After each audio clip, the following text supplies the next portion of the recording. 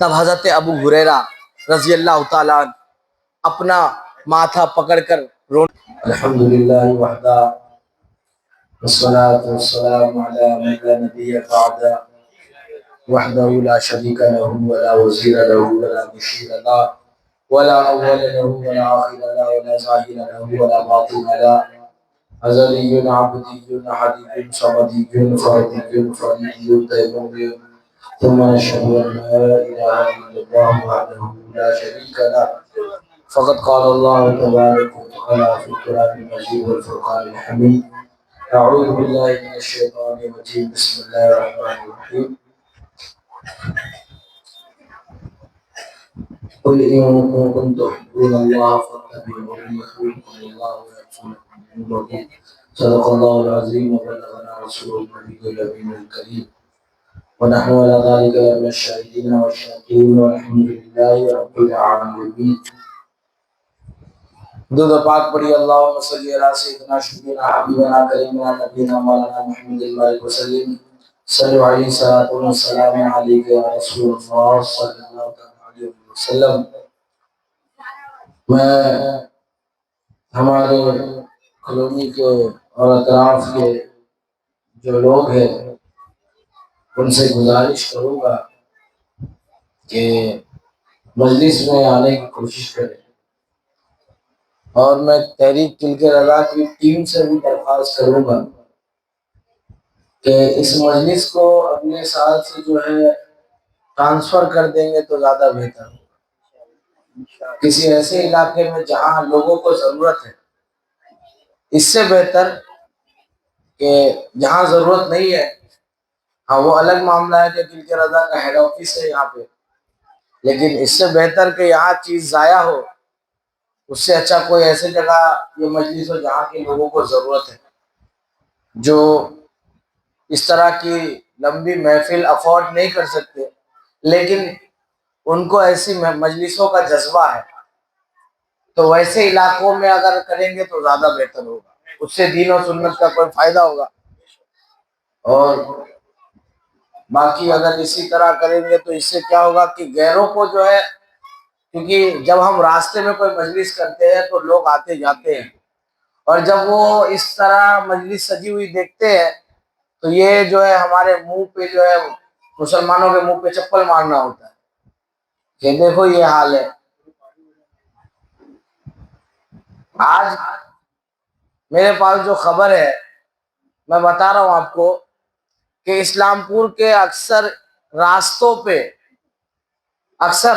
پہ بانس لگا کے، ہین لگا کے، تین لگا کے اکھاڑوں کا چندہ ہو رہا، تازیوں کا چندہ ہو رہا، اور پھر کسی شریف آدمی کے اندر، اور جو زیادہ قابل ہے دہر ہے، اس کے اندر ہمت نہیں کہ اس کو جا کے ٹوک دے کہ کاہے چندہ کر رہا ہے، وہی تو غلط ہے. اس طریقے سے نہیں کرے گا، توڑ دے گا پکڑ کے، بتہ ہلا دے گا. لڑکا سب جاتا ہی ہے وہ لوگ کھانے کمانے کی نیت سے، وہ سب کرتا ہی کھانے کمانے کی نیت سے. بتہ توڑ دے گا جو ٹوکنے جائے گا تو، اور نہیں دے گا تو اس کا بھی بتہ توڑ دے گا. بات یہی ہے. جب ہم رسول اللہ کے دین کے لیے تھوڑا سا غصہ کرتے ہیں تو لوگ کہتے ہیں کہ ایسا کوئی مولوی ہوتا ہے، ایسا کوئی تحریک ہوتا ہے. اچھا، اگر اپنے نفس کے لیے وہ ڈھول بجا کے تھرکے گا خود، وہ ڈھول بجا کے ناچے گا خود، وہ ڈھول بجا کے پیے گا خود، اور چندہ قوم سے زبردستی کرے گا تو ٹھیک ہے، اور ہم رسول اللہ کی عزت پہ پہرا دیں گے تو ہم لوگ خراب ہے. رسول اللہ کی عزت کی حفاظت کے لیے نکلیں گے تو ہم خراب ہے. ہم اگر مسجد میں کھڑے ہو کے اعلان کریں گے کہ نکلو گھر سے، نکلنے کا وقت آیا حضور کی عزت کے لیے، تو ہم لوگ جو ہے کیا کہتے ہیں، بدتمیز ہو جاتے ہیں. بدتمیز مولوی ہے، بدتمیز گروپ والے. اور جو لوگ زبردستی چندہ لیتے ہیں وہ لوگ ایک دم جنتی، کنفرم والا، کنفرم جنتی ہے. کل جنت، آج مرے گا کل جنت چل جائے گا. ہاں، یہ سب جو ہے، یہ سب ہمارے لوگوں کا دوغلا پن ہے اور کچھ نہیں. دوغلا پن ہے. ابھی ہم محرم پہ چل رہے ہیں نا، محرم میں تو پتا چلتا ہے کہ ہم لوگوں میں منافق کتنے ہیں.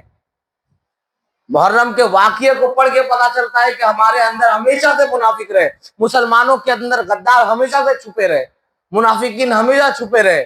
اور آج بھی وہی دور ہے. کہ لباس تو مسلمانوں کا ہے لیکن ہمارے اندر غداروں کی کمی نہیں ہے، جو اپنے جس کو اپنے دال بھات کھایا ہے اس سے تکلیف نہیں ہے، اگلا گوشت بھات کھایا اس سے تکلیف ہے۔ ایسے لوگ ہمارے میں زیادہ ہیں، تو اسی لیے ہمارا حال یہ ہے، اسی لیے ہماری حالت یہ ہے۔ اللہ کا شکر ہے، میں صرف کلک رضا اور دیگر نہیں، ہمارے علاقے کے ہر ایک بچے کو، ایک بزرگ کو، اور ہمارے یہاں پہ CYC کمیٹی رہی اور سنہری کمیٹی ایک ٹائم، بہت لمبے ٹائم سے، ہم لوگ بچپن سے بڑے ہو گئے، ہم نے کبھی نہیں دیکھا کہ کالونی سے یا سنہری کمیٹی سے کوئی ایونٹ ہو رہا ہو اور اس کے لیے جو ہے اس طرح سے بانس گھیر کے چندہ کیا گیا، کبھی نہیں۔ گاڑی روک کے کبھی چندہ کرا گیا، کبھی نہیں۔ الحمدللہ یہ ہمارے جو بڑے لوگ ہیں، ان لوگوں نے ہم لوگوں کو بہت اچھا جو ہے کیا کہتا ہے طریقہ کار سکھایا، اگر کوئی چیز کرے بھی تو سلیقے سے کرے۔ کبھی ہم نے اپنے علاقے کے بزرگوں کو، بڑوں کو نہیں دیکھا کہ کوئی جلسہ یا کوئی میلاد یا کوئی جلوس کرے تو اس کے لیے کوئی راستہ بلاک کر کے چندہ کرے، کبھی نہیں۔ یہ سراسر غلط ہے، سراسر غلط ہے، اور ایسے لوگوں کو چندہ دینے سے بھی بچے کہ آپ کا چندہ غلط جگہ لگ رہا ہے۔ ایک ٹوٹو والا بیچارہ کتنا ہی کمائے گا، اس کو زبردستی ایک رستے میں گیا، اس کو زبردستی پکڑے 50 روپیہ لے لیا، پھر دوسرا راستہ میں گیا اس کو 30 روپیہ لے لیا، پھر تیسرا جگہ گیا اس سے 50 روپیہ۔ ارے بیچارہ کمایا کیا؟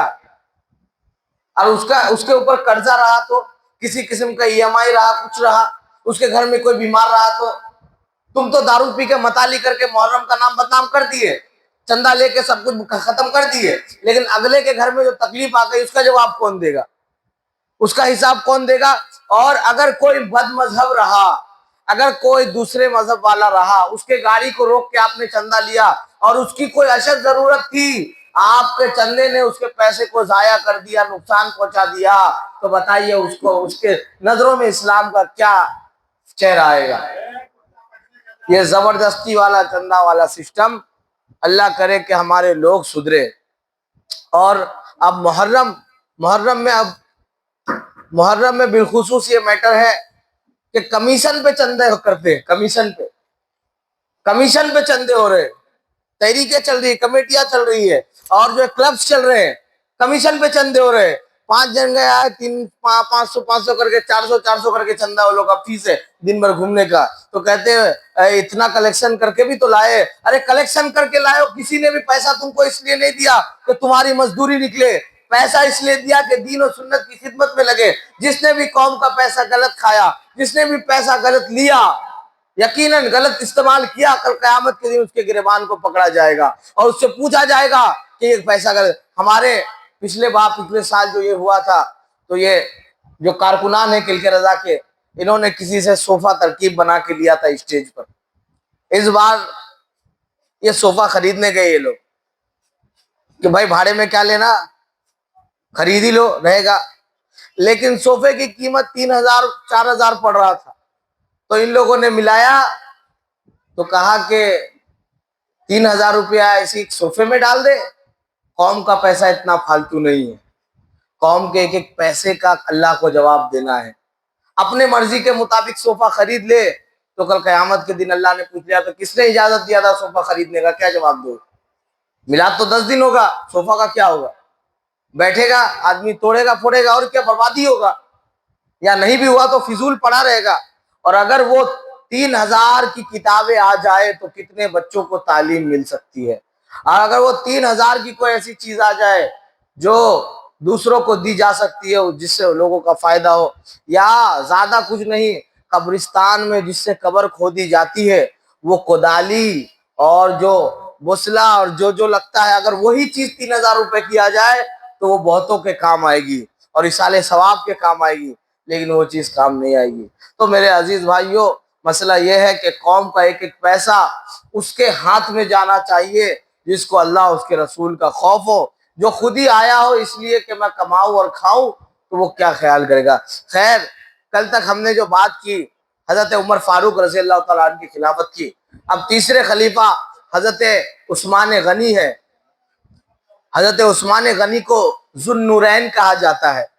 ذو النورین کا معنی ہوتا ہے دو نور والا۔ دو نور والا اس لیے کیونکہ حضور پاک صلی اللہ علیہ وسلم کی 2 بیٹیاں آپ کی نکاح میں تھی.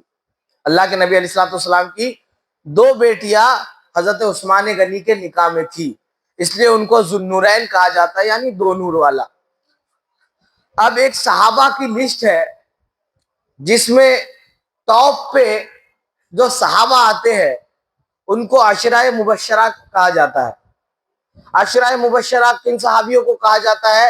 ان کو جن کو رسول اللہ صلی اللہ علیہ وسلم نے دنیا میں ہی جنت کی بشارت دے دی. یعنی اللہ کے رسول صلی اللہ علیہ وسلم نے دنیا میں ہی کہہ دیا کہ آپ لوگ جنتی ہو، جس میں حضرت ابوبکر صدیق ہے، حضرت عمر فاروق اعظم ہے، حضرت عثمان غنی ہے، مولا علی ہے، اور جو ہے حضرت مولا علی ہے، حضرت ابو عبیدہ بن جرہ ہے، طلحہ ہے، سعد ہے، سعید ہے، وقاص ہے، زبیر ہے. یہ جو صحابہ ہے 10 صحابہ، ان کو عشرہ مبشرہ کہا جاتا ہے. تو اس میں حضرت عثمان غنی تیسرے نمبر پہ ہے اور تیسرے خلیفہ ہے. حضرت عثمان غنی کے بارے میں جو البدایہ والنہایہ میں لکھتے ہیں اور تاریخ طبری میں آتا ہے، اور اکثر مورخین جو ہے لکھتے ہیں یا محدثین جب ان کے بارے میں لکھتے ہیں تو ان کے ساتھ سخاوت کو انکلوڈ ضرور کرتے ہیں کہ حضرت عثمان غنی بہت سخی تھے، یعنی بہت دریا دل تھے. ایک دفعہ کا معاملہ ہے کہ پورے مدینے میں قحط سالی تھی. پورے مدینے میں قحط سالی تھی، یعنی اناج نہیں اگ رہا تھا، بارش نہیں ہو رہی تھی، کھانے کا انتظام نہیں تھا، بڑی غربت کا معاملہ تھا، قحط سالی تھی، کسی کے گھر میں کھانے کا اناج نہیں تھا. اور اس وقت کیونکہ حضرت عثمان غنی بھی بزنس مین تھے، بہت بڑے تاجر تھے، تو ان کے 10 اونٹ بھر کر گلے آ رہے تھے، یعنی 10 اونٹ بھر کر اناج آ رہے تھے. تو آنے سے پہلے ہی اس کی قیمت لگ گئی تھی. جتنے بھی وہاں پہ بزنس مین تھے سب لوگوں کو پتا چلا کہ جب حضرت عثمان غنی کا مال آ رہا ہے تو حضرت عثمان غنی سے کہا کہ حضرت عثمان غنی آپ کا مال آئے گا ہمیں بیچنا، گیہوں آئے گا ہمیں بیچنا، یہ آئے گا ہمیں بیچنا. حضرت عثمان غنی نے فرمایا کہ میں جس کو بھی بیچوں گا 10 گنا میں داموں میں بیچوں گا، یعنی 10 گنا داموں میں بیچوں گا، جو اس کی قیمت ہے اس سے 10 گنا زیادہ بیچوں گا. تو جب وہ اونٹ آ چکے تھے تب حضرت عثمان غنی کو پتا چلا کہ مدینے میں قحط سالی ہے، یعنی مدینے میں لوگوں کے پاس کھانے کے لیے کھانا نہیں ہے، بارش نہیں ہوئی، اناج نہیں ہوگا، کھانے کے لیے کھانا تک نہیں ہے. تو حضرت عثمان غنی نے کہا کہ اب میں یہ مال بیچوں گا نہیں، جاؤ مدینے کے لوگوں سے اعلان کر دو کہ عثمان کا غلہ آ چکا ہے، عثمان کا اناج آ چکا ہے، جس کو جتنی ضرورت ہو، جس کو جتنی چاہت ہو آئے اور فی سبیل اللہ لے جائے، فی سبیل اللہ لے جائے. تو تاجروں نے کہا، جو بزنس مین تھے انہوں نے کہا کہ عثمان تم تو کہہ رہے تھے کہ 10 گنا میں بیچوں گا، لیکن اب تو تم مفت میں دے رہے ہو. تو حضرت عثمان غنی فرماتے ہیں کہ مفت میں کوئی نہیں دے رہا، میں تو خود بڑا تاجر ہوں. میں نے رسول اللہ صلی اللہ علیہ وسلم سے سنا ہے کہ جو اللہ کی راہ میں 1 خرچ کرے گا اللہ پاک اسے 10 گنا دے گا. تو عثمان نے اپنا پورا مال اللہ کی راہ میں دے دیا، اور صرف اللہ اور اس کے رسول کی رضا کے لیے. یہی نہیں، ایک مرتبہ حضرت عثمان غنی سفر سے آئے، دیکھا کہ رسول اکرم صلی اللہ علیہ وسلم بیٹھے اور چہرہ اترا ہوا ہے، سارے صحابہ بیٹھے اور چہرہ اداس ہے. حضرت عثمان غنی نے لوگوں سے پوچھا کہ کیا بات ہے، حضور پاک علیہ السلام آج اداس کیوں بیٹھے، چہرہ اترا کیوں ہے؟ کہا کہ اے عثمان، حضور صلی اللہ علیہ وسلم نے کئی دنوں سے پانی نہیں پیا، اور کسی مسلمان نے پانی نہیں پیا، کیونکہ مدینے میں جو پانی کا کنواں ہے وہ یہودی کا ہے اور وہ کسی کو پانی پینے نہیں دے رہا. حضرت عثمان غنی ابھی سفر سے آئے ہی تھے، نہ اپنے گھر گئے، نہ کپڑے بدلے، نہ منہ دھویا، نہ مسواک کیا، نہ کچھ کھایا، سیدھا اس یہودی کے پاس گئے. کہا تیرا کنواں ہے پانی کا، تو بیچتا ہے؟ کہا نہیں بیچتا. حضرت عثمان غنی نے کہا کہ اگر پورا نہیں بیچتا تو نہ بیچ، ایسا کر 1 دن بیچ، 1 دن تیرا رہے گا، 1 دن میرا رہے گا، 1 دن تیرا رہے گا، 1 دن میرا رہے گا. اور بعض کتابوں میں آتا ہے کہ تاریخ طبری میں اس کے حوالے سے آتا ہے کہ حضرت عثمان غنی نے آدھا کنواں خریدا، کہ آدھا تو دے دے لے، آدھا مجھے بیچ دے. حضرت عثمان بہرحال یا آدھا خریدا یا 1 دن کا خریدا، کہ 1 دن وہ یوز کرے گا یہودی، 1 دن حضرت عثمان غنی. تو حضرت عثمان غنی نے کہا قیمت کیا ہے؟ تو اس نے کہا قیمت وہ لوں گا جو میرا دل چاہے گا۔ حضرت عثمان غنی نے کہا ٹھیک ہے، جو تیری مرضی، جو لینا ہو لے لے، لیکن کنواں دے دے۔ حضرت عثمان غنی کے اس ڈیل پر وہ یہودی راضی ہو گیا اور اس نے کیا کیا، قیمت لے لی۔ جو قیمت کہا، حضرت عثمان غنی نے کیا کیا، وہ پیسوں کی، وہ درہم و دینار کی پوٹلی اس کے پیروں میں پھینکا اور کہا کہ مجھے فی الحال ایک پیالہ پانی لینے دے، اور ایک پیالہ پانی لیا اور رسول اللہ صلی اللہ علیہ وسلم کے پاس گئے اور دو زانوں بیٹھ کے حاضر ہوئے کہ یا رسول اللہ صلی اللہ علیہ وآلہ وسلم، آپ کے لیے پانی کا پیالہ لایا ہوں۔ حضرت عثمان پیالہ لے کے آگے بڑھتے ہیں، حضور صلی اللہ علیہ وسلم اپنے دست اقدس کو جو ہے آگے بڑھاتے کہ لاؤ عثمان پانی لاؤ۔ حضرت عثمان پانی دینے سے منع کرتے کہ یا رسول اللہ پانی میں نہیں دے سکتا۔ حضور فرماتے ہیں کہ عثمان پانی کس کے لیے لائے ہو؟ کہ یا رسول اللہ آپ کے لیے لایا ہوں، تو پلاتے کیوں نہیں؟ حضرت عثمان فرماتے ہیں کہ یا رسول اللہ کنواں بھی آپ کے لیے خریدا ہے، پانی بھی آپ کے لیے لایا گیا ہے، لیکن یا رسول اللہ ایسا نہیں ہوگا کہ پیالہ آپ کے ہاتھ میں دے دیا جائے اور آپ پی لے۔ آج معاملہ یہ ہوگا کہ پیالہ جو ہے عثمان کے ہاتھ میں ہوگا اور ہونٹ مصطفیٰ کے ہوں گے، اور ہونٹ مصطفیٰ کے ہوں گے۔ اور حضرت عثمان غنی نے یہ پیالہ پکڑا اور حضور نے جو ہے اپنے لب اقدس سے پانی پیا۔ اعلیٰ حضرت فرماتے ہیں کہ وہ گلہائے لبہات نازک ان کے کہ جھڑتے ہیں ہزار پھول جن سے، گلاب گلشن میں دیکھے بلبل یہ دیکھ گلشن گلاب میں ہے۔ حضرت عثمان غنی نے جب پانی پلایا اور تمام مسلمانوں کو پانی لینے کی اجازت دے دی، حضور فرماتے ہیں کہ عثمان آج تو نے سیراب کیا ہے، آج تو نے پانی پلایا ہے، یاد رکھنا قیامت کا دن ہوگا اور میں صاحب کوثر بنوں گا۔ جب مجھے کوثر عطا کیا جائے گا تو اگر دائنی جانب سے کوئی آئے گا تو ابو بکر پلائیں گے، بائیں جانب سے کوئی آئے گا تو عمر پلائیں گے، لیکن عثمان جب تیری باری آئے گی تو نہ میں پیالہ ابو بکر کو دوں گا نہ عمر کو دوں گا۔ عثمان آج تیرے ہاتھ ہے اور میرے لب ہے، یقیناً قیامت کے دن میرے ہاتھ ہوں گے اور عثمان تیرے لب ہوں گے۔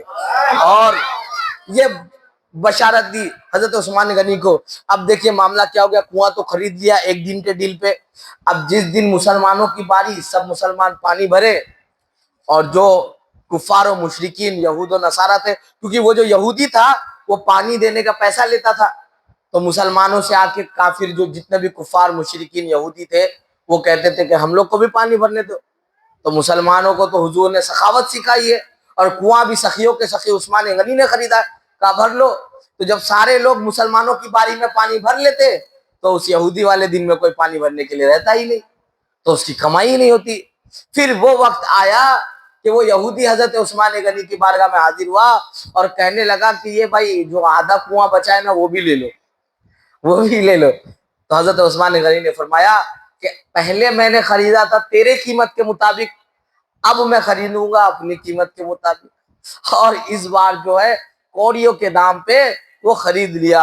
الحمدللہ حضور سے محبت کا بدلہ یہ ہے کہ پورا کنواں مسلمانوں کا ہو گیا اور وہ یہودی کنواں بیچ چکا۔ اور میرے عزیز بھائیوں، حضرت عثمان غنی کی سخاوت، حضرت عثمان غنی کی سخاوت کے چرچے الحمدللہ الحمدللہ کرتے کرتے کرتے کرتے یہ رات ختم ہو سکتی ہے، لیکن حضرت عثمان غنی رضی اللہ تعالیٰ عنہ کا چرچا ختم، ان کی سخاوت کا ذکر ختم نہیں ہو سکتا۔ اور بیت رضوان کا آپ نے ذکر سنا ہی ہوگا کہ حضور پاک علیہ الصلوۃ والسلام تشریف فرمائے، صحابہ ہے، کسی نے آ کے کہا کہ یا رسول اللہ صلی اللہ علیہ وسلم حضرت عثمان کو شہید کر دیا گیا، حضرت عثمان کو شہید کر دیا گیا۔ حضور کی محبت انگڑائی لی، حضور نے فرمایا کہ جتنے ہیں سارے صحابہ سے کہا کہ یقیناً ہم عثمان کے قتل کا بدلہ لیں گے۔ سارے صحابہ نے کہا بالکل یا رسول اللہ، عہد کیا؟ حضور نے کہا ایسے نہیں، ہاتھ دو، ہاتھ دو۔ تو جتنے صحابہ تھے جوک در جوک آتے، حضور کے ہاتھ پہ ہاتھ رکھتے اور حضرت عثمان کا قصاص کا عہد لیتے، یعنی قسم کھاتے کہ ہم حضرت عثمان کا بدلہ لیں گے۔ لیکن جب بہت سارے صحابہ تھے تو جوک در جوک کبھی 10-20 کر کے آ رہے اور عہد لے رہے، لیتے عہد جاری ہے کہ اسی بیچ کسی نے کہا کہ یا رسول اللہ یہ جو حضرت عثمان کے قتل کی خبر ہے یہ جھوٹی ہے، حضرت عثمان تو زندہ ہے، حضرت عثمان تو زندہ ہے۔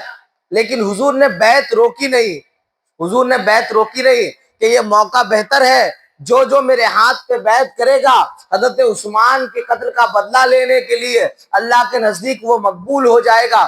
حضرت حضور پاک علیہ الصلوۃ والسلام ہاتھ رکھتے ہیں، سارے صحابہ کا ہاتھ ہے، ان صحابہ میں سے کسی ایک صحابی نے کہا کہ کاش یہاں پر عثمان ہوتے تو کتنا مزہ آتا، کاش یہاں عثمان موجود ہوتے تو کتنا مزہ آتا۔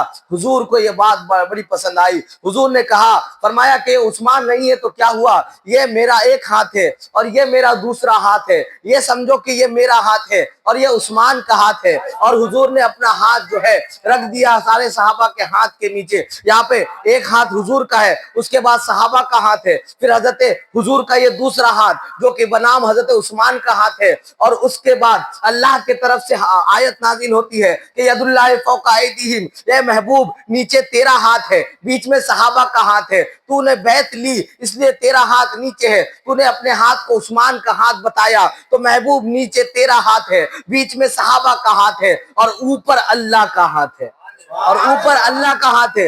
حالانکہ اللہ ہاتھ سے پاک ہے، یہاں پہ ہاتھ سے مراد دستے قدرت ہے، یہاں اللہ کا ہاتھ ہے۔ اب بتاؤ مجھے کہ نیچے مصطفیٰ کا ہاتھ ہو اور اوپر اللہ کا دستے قدرت یعنی قدرت کا ہاتھ ہو تو کس کی ہمت ہے کہ صحابہ کو جہنمی بتائے، کس کی ہمت ہے کہ صحابہ کو جہنمی بتائے۔ حضرت عثمان غنی رضی اللہ تعالیٰ عنہ جب تیسرے خلیفہ بنے تو میرے عزیز بھائیوں، باتوں کو جلدی کھینچتا ہوں میں، کہ حضرت عثمان غنی خلیفہ بنے 6 سال تک بہت سب کچھ اچھا رہا، سب کچھ اچھا رہا، کیونکہ حضرت عمر کی خلافت کا جو دبدبہ تھا وہ 6 سال تک بہت اچھا سے رہا۔ اس کے بعد کچھ حالات بگڑنے لگے، کچھ جو گورنر تھے وہ مرنے لگے، کچھ انتقال ہو گئے، کچھ کو برخاست کر دیا گیا۔ جب چینجنگ آنے لگی، ادھر عبداللہ ابن سبا یہ باغی تھا، یہ باغی تھا، یہ کیا کرنے لگا کہ یہ جو ہے افواہ پھیلانے لگا کہ عثمان جو ہے خلافت کا غلط فائدہ اٹھا رہے ہیں، یہ اپنے رشتہ داروں کو گورنر بناتے ہیں اور بیت المال سے بہت کچھ خرچہ کرتے ہیں بنا سوچے سمجھے۔ حالانکہ جب حضرت عثمان غنی رضی اللہ تعالیٰ کے سامنے یہ معاملہ آیا تو آپ نے حلف اٹھایا، قسم اٹھائی کہ یقیناً میں پہلے سے ہی مالدار ہوں، میں جس کو بھی جو کچھ دیتا ہوں اپنے مال سے دیتا ہوں نہ کہ بیت المال سے۔ حضرت عثمان غنی رضی اللہ تعالیٰ عنہ، حضرت عثمان غنی رضی اللہ تعالیٰ عنہ جو ہے بیت المال سے خرچہ نہیں کرتے، یہ انہوں نے کئی بار حلف لے لیا۔ اب میرے عزیز بھائیوں، کہیں سے خبر آئی عبداللہ ابن سبا جو یہ باغی تھا اور پلس یہ مروان ایک شخص تھا، ان لوگوں نے اندر سے ساٹھ گاٹھ کر لی، دونوں باغی تھے، کہ حضرت عثمان کا جو ہے قتل کرنا ہے، حضرت عثمان کا قتل کا ارادہ کر لیا۔ لیکن جب حضرت عثمان غنی نے کچھ گورنروں کی شکایت سنی تو گورنر بدلا تو ایک گورنر جو تھا جس کا مروان کے ساتھ ساٹھ گاٹھ تھا، وہ اتنا چالاک، اتنا شاطر کہ بڑا مکبر بھی تھا، اور جو ہے تکبر کرنے والا، گھمنڈی، بہت شیطان صفت آدمی تھا۔ اس نے جو ہے رعب و دبدبے کے ساتھ، بلکہ خلافت نہیں، اس نے جو ہے بادشاہی کرنا شروع کر دی۔ تو حضرت عثمان غنی کے پاس رپورٹ آئی تو حضرت عثمان غنی نے وارننگ بھیجا کہ اگر تم نہیں اپنے حالات کو بدلو گے تو میں گورنر چینج کر دوں گا۔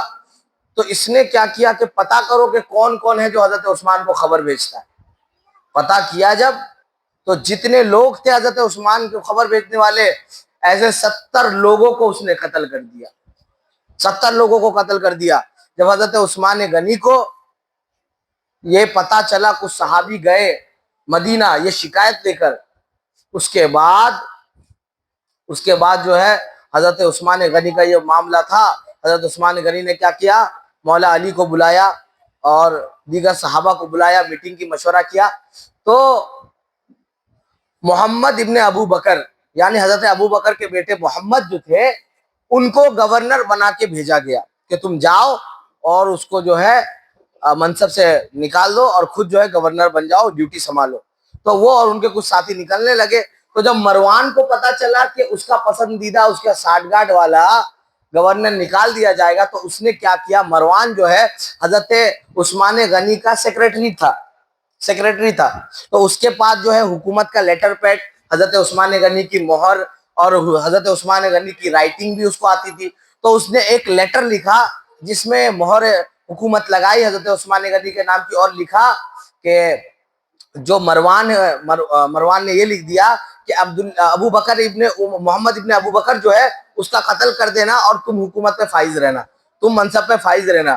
لیکن اتفاق سے جب وہ خط لے کر ایلچی جا رہا تھا تب حضرت محمد ابن ابو بکر نے پکڑ لیا, اور جب تلاشی لی تو پتا چلا کہ یہ خط ایسا ہے, تو ہنگامہ برپا ہو گیا کہ حضرت عثمان تو دو طرفہ کھیل کھیل رہے, ایک طرف ہم لوگ کو حکومت پہ بھیج رہے, ایک طرف منصب پہ بھیج رہے, ایک طرف قتل کرنے کا حکم دے رہے. تو جب اس طرح کا معاملہ ہوا, بات مدینے تک پہنچی, اس ایلچی کو خوب مارا گیا, اس نے کچھ قبول نہیں کیا کہ مجھے کس نے بھیجا نہیں بھیجا.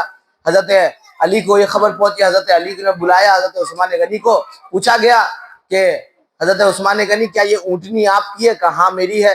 کہا کہ یہ لیٹر پیڈ آپ کا ہے؟ کہا ہاں لیٹر پیڈ بھی میرا ہے. یہ مہر کس کی ہے؟ کہا یہ مہر بھی میرا ہے. تو کہا کہ جو خط میں مضمون لکھا ہے اس کے بارے میں کیا کہتے ہیں؟ تو کہا کہ خط میں جو مضمون ہے, اللہ کی قسم میں نے یہ نہیں لکھا, اللہ کی قسم میں نے یہ مضمون نہیں لکھا. یہ جب معاملہ ہوا تو بڑا افراتفری کا معاملہ ہو گیا. جتنے سبائی باغی تھے, جتنے, ان کو تو موقع چاہیے تھا حضرت عثمان غنی سے بدلہ لینے کا, بلوائیوں کو موقع چاہیے تھا. تو اب میرے عزیز بھائیوں, معاملہ یہ ہو گیا کہ حضرت عثمان غنی کے جان کے دشمن بن گئے, حضرت عثمان غنی کے جان کے دشمن بن گئے.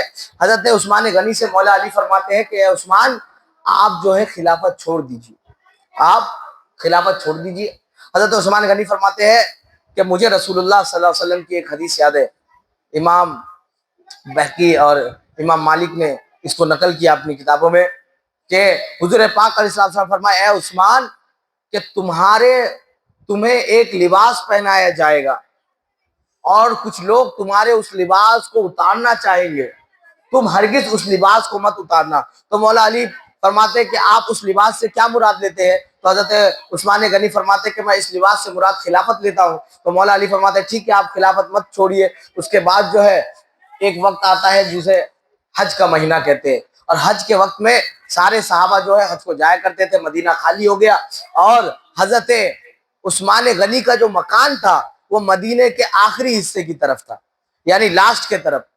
تو حضرت عثمان غنی کے مکان کو بلوائیوں نے گھیر لیا, بلوائیوں نے پوری طرح گھیر لیا. جب یہ خبر مولا علی کو پہنچی تو عبداللہ ابن عمر, عبداللہ ابن مسعود, عبداللہ ابن عمر کو اور عبداللہ ابن عباس کو اور امام حسن و حسین کو مولا علی نے حکم دیا کہ حضرت عثمان غنی کے دروازے پہ پہرا دو تاکہ کوئی اندر داخل نہ ہو سکے.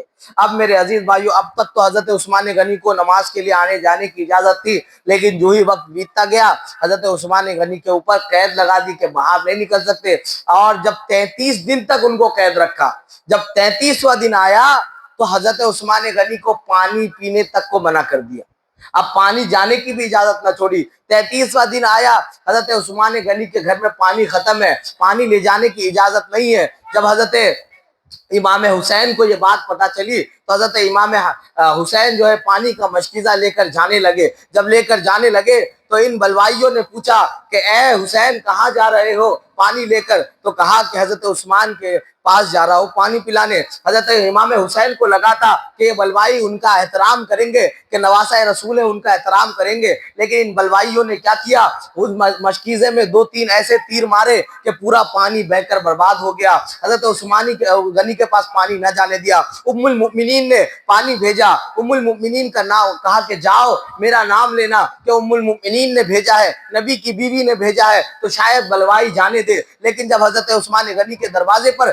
بلوائی کے پہرے پر بھی حضرت ام المؤمنین کی طرف سے لے جایا ہوا پانی جانے لگا تو ان ظالموں نے اس پانی کو بھی جانے نہیں دیا, اور حضرت عثمان غنی پیاس سے تڑپ رہے ہیں. کافی 35واں دن ہو چکا ہے. اب جو ہے آپ کھڑکی سے باہر اپنا چہرہ نکالتے ہیں اور کہتے ہیں اے لوگوں یاد کرو, اے مدینے والوں یاد کرو کہ میں وہ عثمان غنی ہوں جس سے نبی کی بیٹیوں کا نکاح ہوا ہے, جس کے نکاح میں نبی نے اپنی 2 بیٹی دی ہے. اے لوگوں میں وہ عثمان ہوں, جب تم پہ قحط سالی تھی تو میں نے اپنے گلے کھول دیے تھے, میں نے اپنے اناج تمہارے لیے کھول دیے تھے. اے لوگوں میں وہ عثمان ہوں جس نے تمہارے لیے کنواں خریدا تھا. یاد کرو میں وہ عثمان ہوں جس نے نبی کے دین کے لیے اپنے مال کو لٹایا تھا. اے لوگوں یاد کرو میں وہ عثمان ہوں آج مجھ تک پانی تک نہ پہنچا پا رہے ہو تم. یاد رکھو یقیناً تمہیں کل قیامت کے دن جواب دینا ہوگا. حضرت عثمان غنی کیا کرے پیاس سے نڈھال ہے لیکن نماز پڑھتے ہیں اور قرآن کی تلاوت کرتے ہیں. نماز پڑھتے ہیں قرآن کی تلاوت کرتے ہیں. اسی طرح گزرتے گزرتے 40واں دن آ گیا. اب جب 40واں دن آیا تو بلوائیوں نے ایک چال چلی اور حضرت امام حسن و حسین جو ہے آگے پہرے پہ دروازے پہ ہے. انہوں نے کیا کیا پیچھے سے یہ اندر گئے اور جب پیچھے کے راستے سے گھر کے اندر گئے حضرت عثمان غنی قرآن کی تلاوت فرما رہے تھے. اور جا کر جیسے حضرت عثمان غنی کو پتا چلا کہ کوئی پیچھے آیا ہے حضرت عثمان غنی نے پلٹ کے دیکھا تو دیکھا کیا محمد ابن ابو بکر یعنی ابو بکر کے بیٹے محمد ہے. اور انہوں نے جو ہے حضرت عثمان غنی کی داڑھی پکڑی اور کہا کہ تو میرے قتل کو گھوم رہا تھا, تو میرے قتل کا ارادہ کرنے والا ہے, تو نے میرے قتل کا فرمان جاری کیا ہے, میں آ چکا ہوں. حضرت عثمان غنی نے جب دیکھا تو کہا اے محمد ابن ابو بکر تو ابو بکر کا بیٹا ہے, تجھے پتا نہیں کہ تیرے باپ سے میرے کیا تعلقات تھے, تیرے باپ سے میری کیسی دوستی تھی. جب تیرے باپ کو کل قیامت کے دن تجھے جواب دینا پڑے گا تو تجھے بڑی شرمندگی آئے گی. تو میرے عزیز بھائیو جب حضرت عثمان غنی کا یہ جملہ حضرت محمد ابن ابو بکر سنتے ہیں تو وہ رو پڑتے ہیں اور کہنے لگتے ہیں مجھ سے غلطی ہو گئی, میں آپ پہ ہاتھ نہیں اٹھاؤں گا, اور پیچھے ہٹ جاتے ہیں. لیکن بلوائیوں کو تو موقع چاہیے تھا. ایک بلوائی نے تلوار سے ایسا ماتھے پہ وار کیا کہ خون کا ایک فوارہ حضرت عثمان غنی کے سر سے نکلنے لگا. حضرت عثمان غنی نے ہاتھ سے خون کو روکنے کی جیسی کوشش کی, ایک بلوائی نے حضرت عثمان غنی کے دائیں ہاتھ کو کاٹ دیا. یہ وہ ہاتھ تھے جس کو کبھی مصطفیٰ کریم صلی اللہ علیہ وسلم کے ہاتھ سے مس ہوتا ہوا دیکھا, مصطفیٰ کے ساتھ مصافحہ کرتا ہوا دیکھا. اس مقدس ہاتھ کو حضرت ان ظالموں نے جو ہے کاٹ دیا اور حضرت عثمان غنی کے پیٹ میں ایسا خنجر مارا کہ خون کا ایک فوارہ نکلا اور قرآن میں جا کر گرا. جب آپ کی بیوی آپ کی حفاظت کے لیے آگے بڑھی تو ان ظالموں نے ایسا وار کیا کہ ان کی ساری انگلیاں کٹ کر زمین پہ آ گئی. اللہ اللہ, حضور کے داماد پر آج اتنا ظلم و ستم اور اتنے ظلم و ستم کے پہاڑ توڑے گئے کہ پانی نہ دیا گیا, کھانا نہ دیا گیا, اور جو ہے میرے عزیز بھائیوں حضرت عثمان غنی کے خون کا فوارہ چھٹکا اور قرآن کی آیت صبغت اللہ ومن احسن من اللہ صبغہ میں جا کے گرا. اور حضرت عثمان غنی فرماتے ہیں کہ ایک دن پہلے میں نے یہ خواب دیکھا تھا کہ رسول اللہ صلی اللہ علیہ وسلم میرے خواب میں تشریف لائے اور حضرت عثمان غنی کہتے ہیں یا رسول اللہ صلی اللہ علیہ وآلہ وسلم آپ کی امت نے بڑا دکھ دیا ہے, یا رسول اللہ آپ کی امت نے میرا پانی بند رکھا ہے, یا رسول اللہ آپ کی امت نے مجھے اور میری اہلیہ کو گھر میں قید رکھا ہے, یا رسول اللہ آج ہمارا کوئی پرسان حال نہ ہے, یا رسول اللہ آج ہمیں کوئی بچانے والا نہیں ہے, یا رسول اللہ آپ کی امت نے بڑا ظلم ڈھایا ہے. رسول خدا صلی اللہ علیہ وسلم فرماتے ہیں عثمان آج تم پیاسے ہو, ان قریب بہت جلد تم میرے ساتھ افطار میں ہوگے. 7 دن سے تم نے پانی نہیں پیا, بہت جلد تم میرے ساتھ افطار کرو گے. بتاؤ عثمان تم کیا چاہتے ہو, کیا تمہیں ان چیزوں سے نجات چاہیے یا میرے ساتھ افطار کرنا ہے؟ حضرت عثمان غنی فرماتے ہیں کہ میں نے رسول اللہ کے ساتھ افطار کرنا پسند فرمایا. میرے عزیز بھائیوں اس خنجر کے وار سے حضرت عثمان غنی کی شہادت ہو جاتی ہے. انا للہ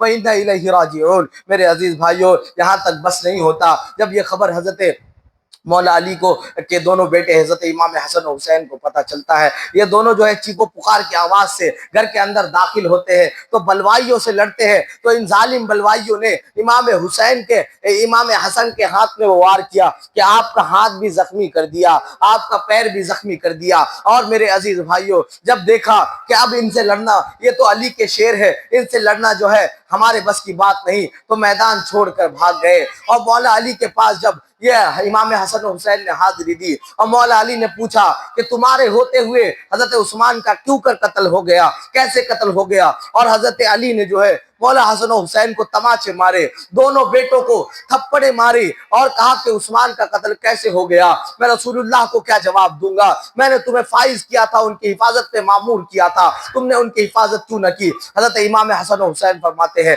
یا رسول اللہ ہم اپنی جان دے کر بھی حضرت عثمان کی جان بچاتے, لیکن یہ دھوکے باز بلوائی انہوں نے پیچھے سے وار کیا، یہ پیچھے سے چھپ کے گئے، ہم آگے تھے۔ اب جب حضرت عثمان غنی کی تدفین کی بات چلی تو جنت البقیع میں لے جایا گیا، جنت البقیع میں لے جایا گیا۔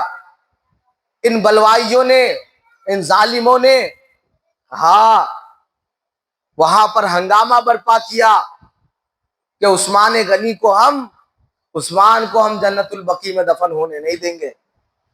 عثمان جو ہے مسلمانوں کا قاتل ہے، حالانکہ جب 30واں دن تھا تو حضرت امام حسن، کیونکہ ان کے خالو بھی تھے، اور ایک صحابی حضرت عثمان غنی کے بارگاہ میں حاضر ہوئے کہ آپ اگر حکم دے تو ہم لوگ یہ جتنے بلوائی ہے سب کا قتل کر دیں، کیونکہ مدینہ ہمارے پاور میں ہے۔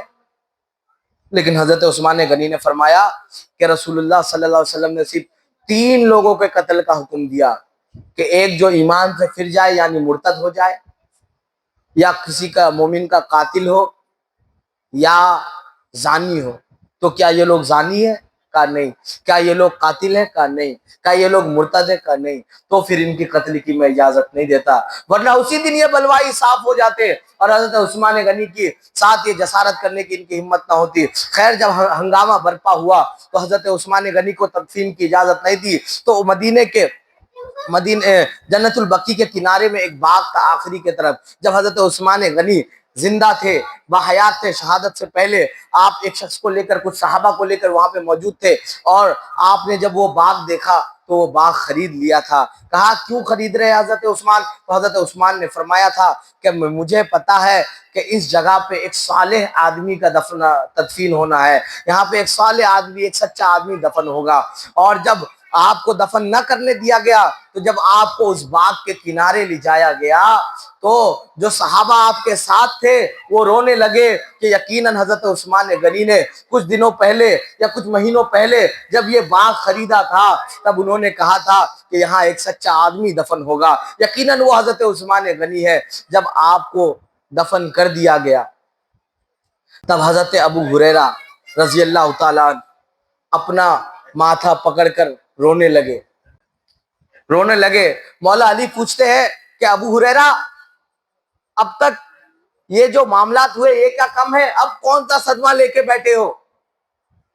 تو حضرت ابو ہریرہ نے فرمایا کہ میں نے رسول اللہ صلی اللہ علیہ وسلم سے سنا تھا کہ میری قبر اور عثمان کی قبر کے بیچ میں جتنا فاصلہ ہوگا وہ جنت ہوگا، جتنا فاصلہ ہوگا وہ جنت کا ایک حصہ ہوگا۔ تو حضرت علی فرماتے ہیں یہ بات اگر تم مجھے پہلے بتاتے تو میں اونٹ اور گھوڑوں کو دوڑاتا اور دنیا کے آخری کونے میں حضرت عثمان کو دفن کرتا، تاکہ جہاں رسول اللہ صلی اللہ علیہ وسلم اور عثمان غنی کے قبر میں اتنی دوری آئے اور پوری جہان کی جتنی دوری آئے سارا حصہ جو ہے جنت کا حصہ بن جائے۔ جنت البقیع کو ایسے ہی جنت البقیع نہیں کہا جاتا۔